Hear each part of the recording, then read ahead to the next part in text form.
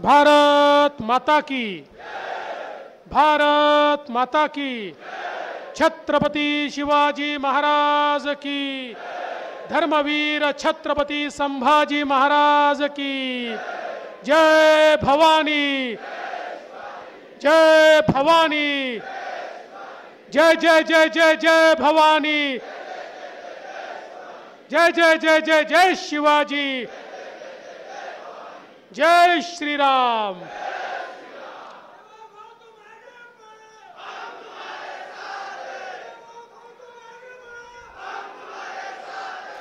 हिंदवी स्वराज्याचे सरसंस्थापक छत्रपती शिवरायांना मानाचा मुजरा करतो। भारतीय राज्यघटनेचे शिल्पकार भारतरत्न डॉक्टर बाबासाहेब आंबेडकर यांना मानवंदना अर्पित करतो। आणि आजच्या कार्यक्रमामध्ये एक दुहेरी योग आहे। एकीकडे जिल्ह्याची कार्यकारिणी आहे आणि त्यासोबत आपले लाडके नेते आणि खासदार डॉक्टर अनिलजी बोंडे यांचा जन्मदिवस आहे। त्यांना जन्मदिवसाच्या निमित्ताने मी खूप खूप शुभेच्छा देतो। ईश्वराला प्रार्थना करतो की त्यांच्या सर्व मनोकामना पूर्ण होत आणि या देशाची, या राज्याची सेवा करण्याकरता आई भवानी त्यांना सातत्याने बळ देव। आज या निमित्ताने मंचावर उपस्थित असलेल्या आपल्या अमरावतीच्या माजी खासदार, माजी म्हणताना आम्हालाही जड जातं, कधी कधी ॲक्सिडेंट होतो, तसा छोटा ॲक्सिडेंट झाला आणि दिल्लीला जाता जाता त्या थांबल्या, पण त्यांनी सांगितलं आहे की थांबवायचा प्रयत्न झाला तरी थांबणार नाही। अशा आपल्या नवनीतताई राणा, ज्येष्ठ नेते चेनुभाऊ संचेती, प्रतापदादा अडसड, निवेदिताताई चौधरी, रमेशजी बुंदिले, वसुधाताई बोंडे, प्रभुदास भिलावेकर, ज्योतिताई माळवे, केवलराम काळे, दत्तात्रय गेडाम, ॲडव्होकेट प्रशांत देशपांडे, माधुरीताई मिटांगे, दिनेश भाऊ सूर्यवंशी, शिवरायजी कुलकर्णी, राजेशजी वानखेडे, किरण भाऊ पातुरकर, प्रवीण भाऊ बागडे, त्याचप्रमाणे राजेशजी वानखेडे, गोपालजी चंदन, मनोहरजी आडे, प्रमोदजी कोरडे, नितीनजी गुडदे पाटील, विवेकजी गुलाणे, विलासजी कावेटकर, संगीताताई शिंदे, रेखाताई मावचकर। कोणाचं नाव सुटलं असेल तर माझी चूक नाही आहे, लिहून देणाऱ्याची चूक आहे। मंचावरील सर्व मान्यवर आणि उपस्थित माझ्या सर्व भगिनी आणि बंधूंनो, आज दिवसभर आपण या ठिकाणी जिल्हा कार्यकारिणीची बैठक घेतली, वेगवेगळ्या विषयांवर मार्गदर्शन झालं। परवाच्या इलेक्शनमध्ये काय झालं याचा आढावा घेतला आणि उद्याच्या इलेक्शनमध्ये काय वाटचाल करायची आहे या संदर्भातला विचार देखील आपण सगळ्यांनी केला। खरं म्हणजे महाराष्ट्रामध्ये आता जी लोकसभेची निवडणूक झाली त्यानंतर काही प्रमाणात आपल्या कार्यकर्त्यांमध्ये निश्चितच निराशा आली, कारण आपल्यापैकी कोणालाही असं वाटलं नव्हतं की अशा प्रकारे आपल्या जागा कमी होतील। किंबहुना एकीकडे संपूर्ण देशाने तिसऱ्यांदा माननीय मोदी साहेबांना प्रधानमंत्री बनवण्याकरता मॅन्डेट दिला आणि देशाच्या इतिहासामध्ये पंडित जवाहरलाल नेहरूंनंतर तिसऱ्यांदा प्रधानमंत्री बनणारे केवळ आणि केवळ माननीय मोदीजी झाले। पण त्याच वेळी महाराष्ट्रात कुठेतरी आपण कमी राहिलो याची खंत देखील आपल्या सगळ्यांना आहे। पण एक गोष्ट लक्षात घेतली पाहिजे, मी यापूर्वी देखील सांगितलं, महाराष्ट्रामध्ये आपली लढाई ही केवळ 3 पक्षाशी नव्हती, तर या 3 पक्षासोबत एक चौथा पक्ष होता आणि तो पक्ष होता खोटा नरेटिव्ह। खोटं बोल पण रेटून बोल, रोज खोटं बोलायचं, रोज खोटं सांगायचं आणि रोज खोटं बोललं की थोडं थोडं लोकांना ते खरं वाटायला लागतं. आणि इतके निर्लज्ज लोक आहे, सकाळ दुपार संध्याकाळ इतके खोटे बोलले, आजही बोलतायत. मला तर असं वाटतं की यांना सकाळचा नाश्ताही खोटं बोलल्याशिवाय जात नाही, रात्रीचं जेवणही खोटं बोलल्याशिवाय राहत नाही. अशा प्रकारच्या खोट्या लोकांशी आपला सामना झाला. आणि त्यामुळे महाराष्ट्रामध्ये जो काही फेक नरेटिव्ह तयार केला, ही गोष्ट आपण मान्यच केली पाहिजे की त्याला ज्या इफेक्टिव्हली आपण उत्तर द्यायला हवं होतं आपण देऊ शकलो नाही. किंबहुना आपल्या लक्षातच ते आलं नाही की हा जनमानसामध्ये परकोलेट होतोय. आणि मग त्याचा परिणाम काय झाला? त्याचा परिणाम असा झाला की आपली काही मतं ही त्या ठिकाणी कमी झाली. आता एकूण जर महाराष्ट्राचा आपण विचार केला तर महायुती आणि महाविकास आघाडी यांच्यामधला फरक किती आहे? आपल्याला 43.6% आणि त्यांना 43.9%, म्हणजे 0.3% फरक केवळ दोन आघाड्यांमध्ये आहे. आणि त्याचवेळी मतांचा जर विचार केला, आपल्याला 2,48,00,000 मतं आहेत, त्यांना 2,50,00,000 मतं आहेत. म्हणजे केवळ 2 लाख मतांमुळे त्यांचे 30 आले आणि आपले 17 आले. अशा प्रकारची अवस्था आपल्याला पाहायला मिळाली. आणि हे सगळं होत असताना आपल्याला कल्पना आहे की ज्या प्रकारे लोकांमध्ये संभ्रम पसरवण्याचा प्रयत्न झाला, 400 पार कशा करता? तर संविधान बदलण्याकरता 400 पार. संविधान बदलायचं म्हणजे काय? तर दलित आदिवासींचं आरक्षण हे काढून टाकणार, अशा प्रकारचं रोज खोटं बोलणं त्यांनी सुरू केलं. आणि ते खाली हळूहळू पसरत गेलं. आपल्याला असं वाटलं 14लाही हेच बोलले होते, 19लाही हेच बोलले होते, आता याचा परिणाम काय होणार आहे? पण यावेळी त्यांच्या लक्षात आलं त्यांच्यावर कोणाचा विश्वास नाही. राहुल गांधी बोलले विश्वास नाही आहे. इथले त्यांचे नेते शरद पवार असतील, उद्धव ठाकरे असतील, नाना पटोले असतील, यांच्यावर विश्वास नाही आहे. मग यांनी काय केलं? एक इकोसिस्टीम तयार केली. आणि काही तथाकथित बाजारू विचारक हे यांनी एकत्रित केले. आणि मग त्यांनी खाली जाऊन सांगणं चालू केलं की बघा, हे जर निवडून आले तर या ठिकाणी आपलं जे आरक्षण आहे ते रद्द करणार आहेत. बंधू भगिनींनो, खरं म्हणजे हे सगळ्यांना माहिती आहे की राज्यघटनेने बाबासाहेबांनी दिलेलं आरक्षण आणि राज्यघटना अशा प्रकारे बदलताच येत नाही. सर्वोच्च न्यायालयाने सांगितलं आहे की राज्यघटनेचा मूळ गाभा बदलण्याचा अधिकार कोणालाच नाही आहे. पण तरी देखील हे रोज खोटं बोलायचे. आणि परिणाम त्याचा आपल्याला पाहायला मिळाला. एक वेगळं कन्सॉलिडेशन हे आपल्या विरुद्ध त्या ठिकाणी होताना आपण सगळ्यांनी बघितलं. खरं म्हणजे आपण जर इतिहासामध्ये गेलो तर भारतरत्न डॉक्टर बाबासाहेब आंबेडकरांनी पहिल्या टप्प्यामध्ये 50 वर्षाकरता आरक्षण दिलं होतं. ते आरक्षण 50 वर्षानंतर संपलं. त्यावेळी अटल बिहारी वाजपेयीजींचं सरकार होतं. अटल बिहारी वाजपेयीजींनी संविधान संशोधन करून आरक्षणाला मुदतवाढ दिली. त्यामुळे आज जे बाबासाहेबांचं आरक्षण या ठिकाणी आहे, त्यावेळी अटल बिहारी वाजपेयींच्या सरकारने दिलेल्या मुदतवाढीमुळे हे आरक्षण या ठिकाणी आहे. आणि मोदीजींनी सांगितलं जोपर्यंत चंद्र सूर्य आहे तोपर्यंत, जोपर्यंत एकही वंचित आहे तोपर्यंत याला कोणी हात लावू शकणार नाही. पण हे जरी आपण म्हणत असलो तरी देखील एक प्रकारे लोकांना खोटं सांगून या लोकांनी त्यांची मतं घेतली. आणि दुसरीकडे आपण सगळ्यांनी बघितलं यावेळी खूप मोठ्या मोठ्या रांगा लागल्या होत्या. अमरावतीमध्येही नवनीतताई, तुम्ही पडल्याचं दुःख सगळ्यांना झालं, पण काही लोकांना फार आनंद झाला. राजकमल चौकात त्यांनी काय केलं आपण सगळ्यांनी बघितलं. अरे वेड्यांनो, आता जागे झाला नाहीत ना, फिरता येणार नाही तुम्हाला बाहेर, सांगून राहिलो. कार्यकर्त्यांनी लक्षात ठेवलं पाहिजे. हे जर सहन करत राहिलात ना, आपल्या माय भगिनी फिरताना दिसणार नाहीत तुम्हाला.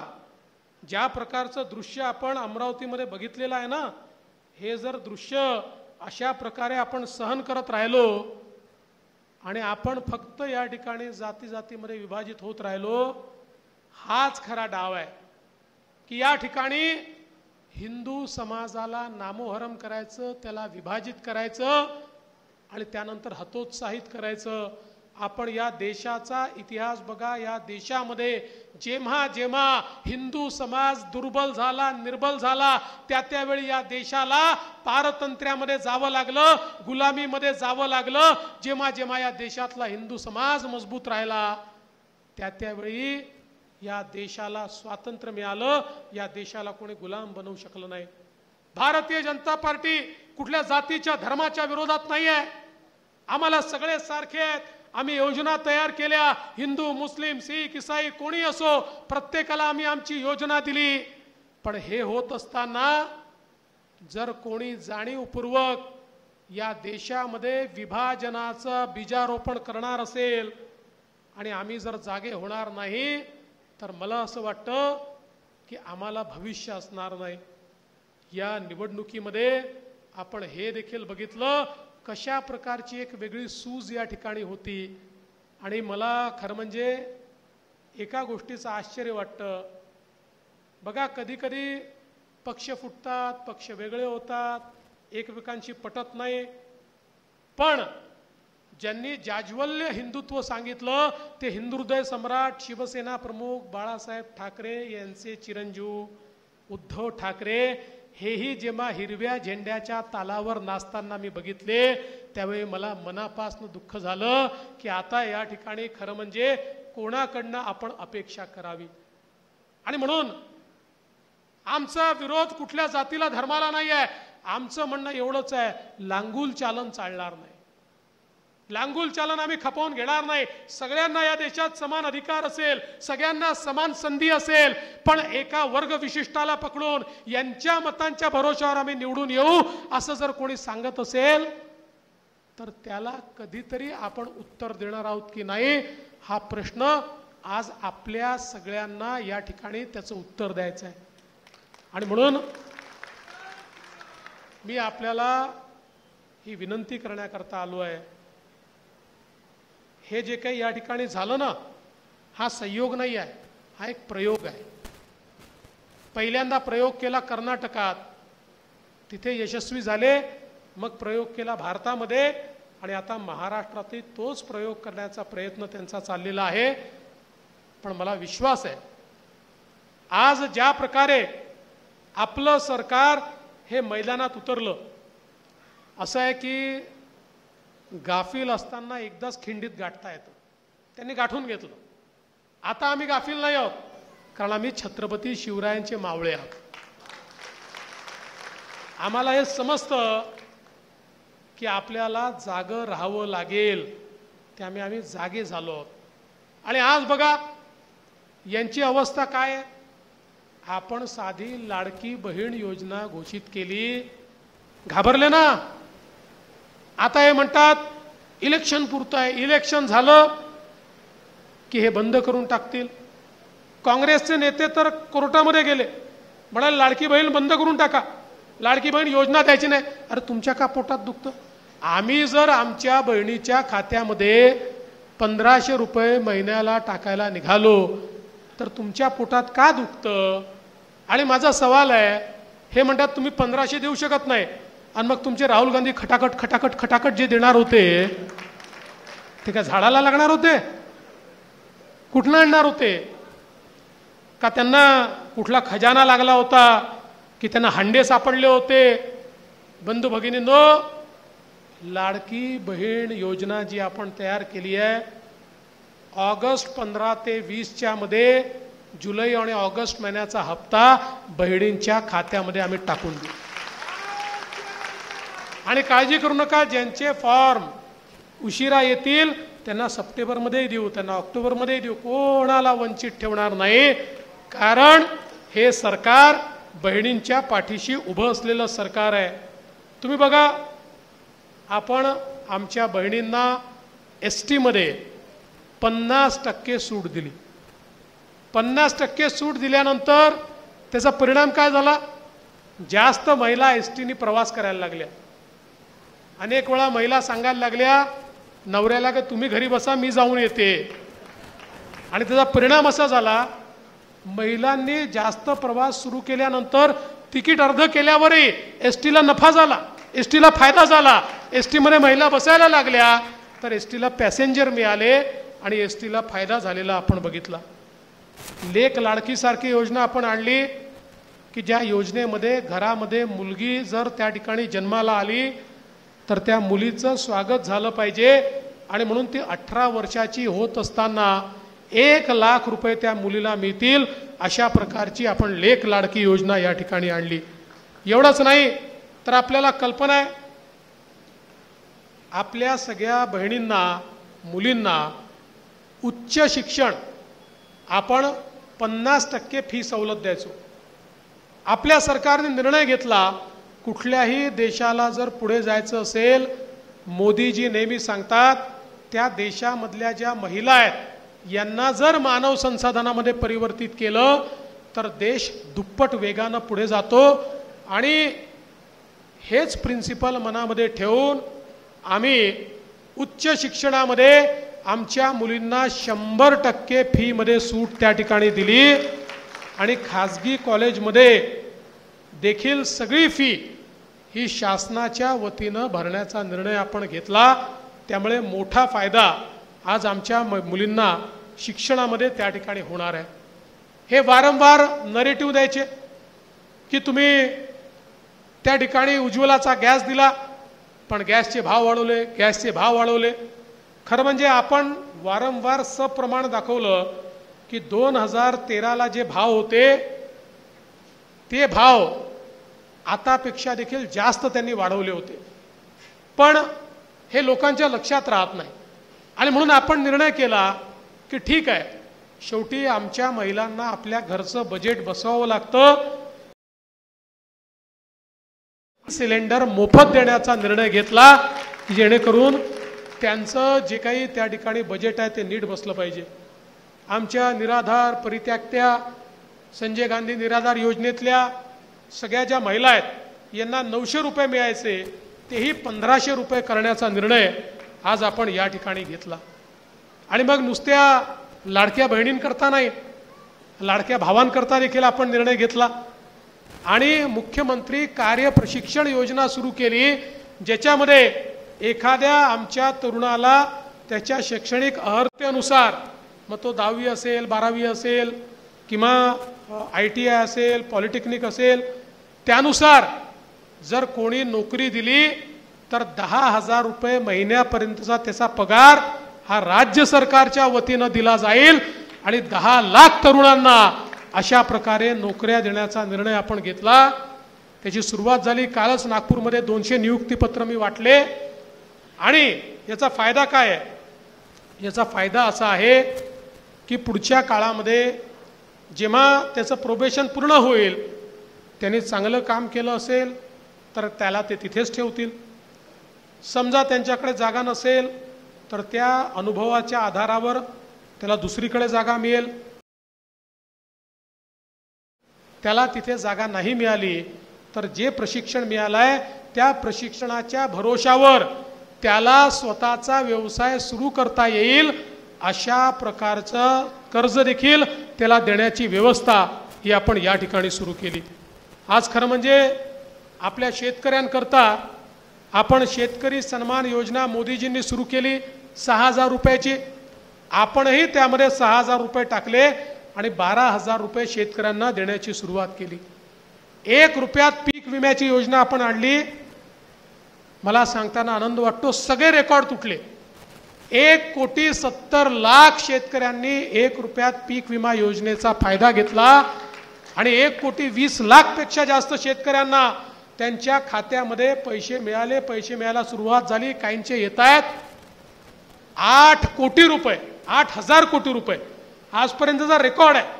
बोंडे साहेब, तुम्ही स्वतः कृषी मंत्री होते, तुम्ही अनेक सुधारणा त्यात केल्या. 8,000 कोटी रुपये हे शेतकऱ्यांना त्या ठिकाणी मिळाले. आणि एवढंच नाही तर मागील वर्षीच्या कापूस आणि सोयाबीन करता देखील आपण त्या ठिकाणी 5,000 रुपये मागच्या काळात भाव कमी राहिले, शेतकऱ्यांचं नुकसान झालं म्हणून आपण पैसे दिले. संत्र्याकरता देखील आपण घोषणा केली होती. ती घोषणा आपल्याला काही लोकांनी सांगितलं एक्सपोर्ट करता द्या, पण नंतर लक्षात आलं एक्सपोर्ट करता दिले तर 15-20 लोक सगळे पैसे घेऊन चालले. पैसे तर आणून ठेवले पण 15-20 लोक. आता आम्ही निर्णय बदलला. आम्ही म्हटलं नाही, एक्सपोर्ट नाही, शेतकऱ्यांना आम्ही देणार, ज्याची बाग आहे ज्याचे झाड आहेत त्याला आम्ही देणार. असा निर्णय आपण संत्र्याकरता देखील आज त्या ठिकाणी हातामध्ये घेतलाय. दूध असेल, धान असेल, प्रत्येक गोष्टीकरता आपण त्या ठिकाणी निधी देण्याची सुरुवात केली.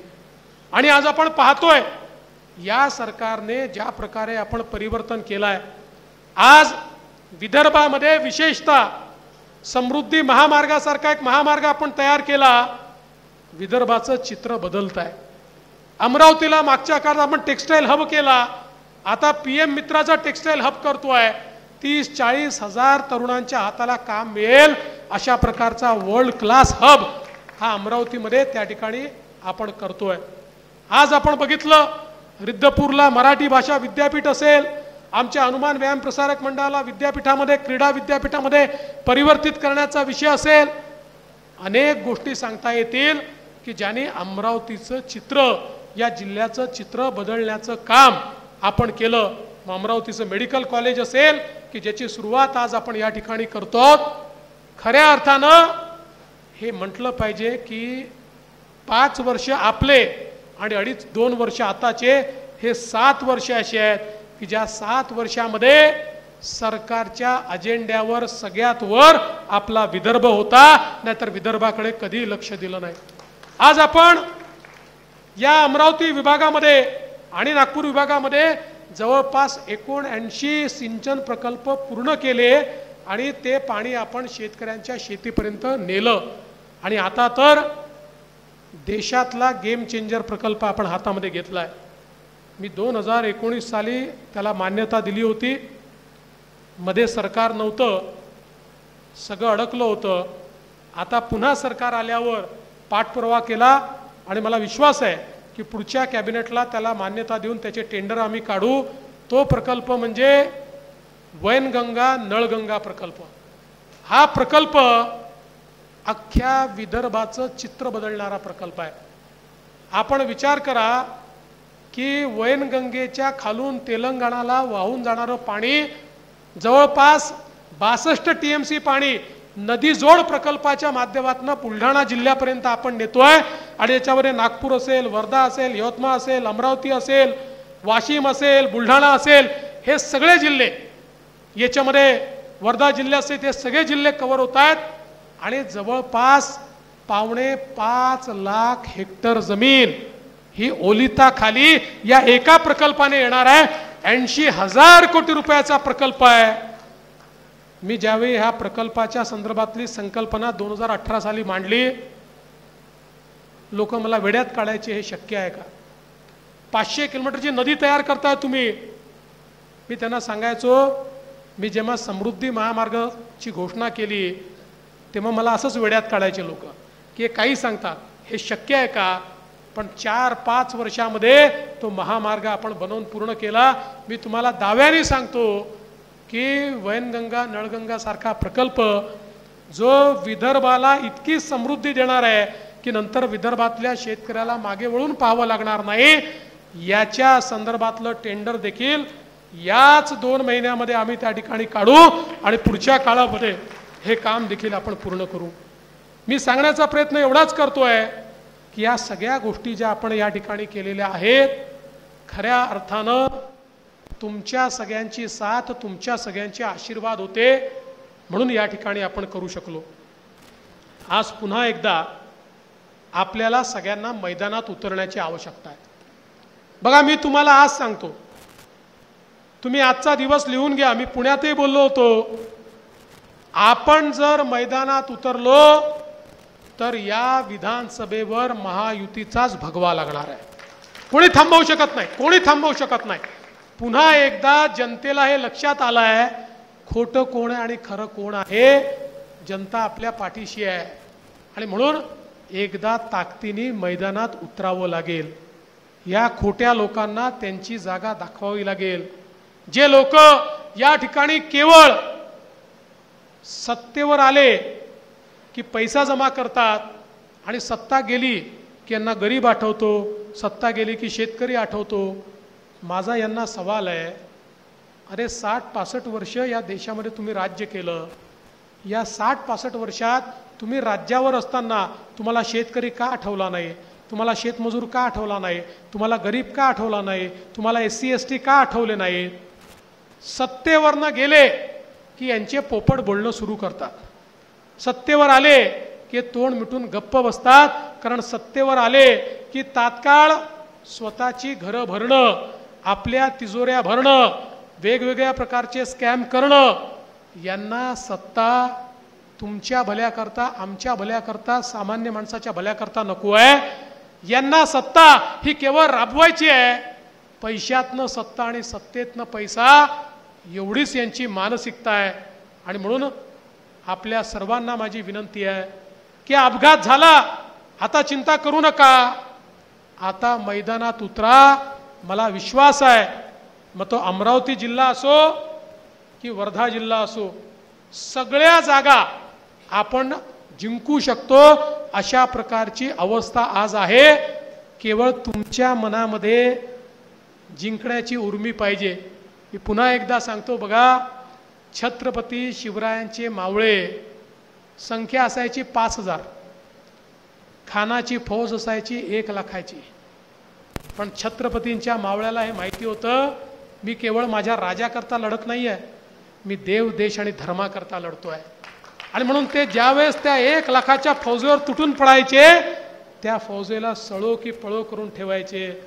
मनाने हारलेले कधी युद्ध जिंकू शकत नाही.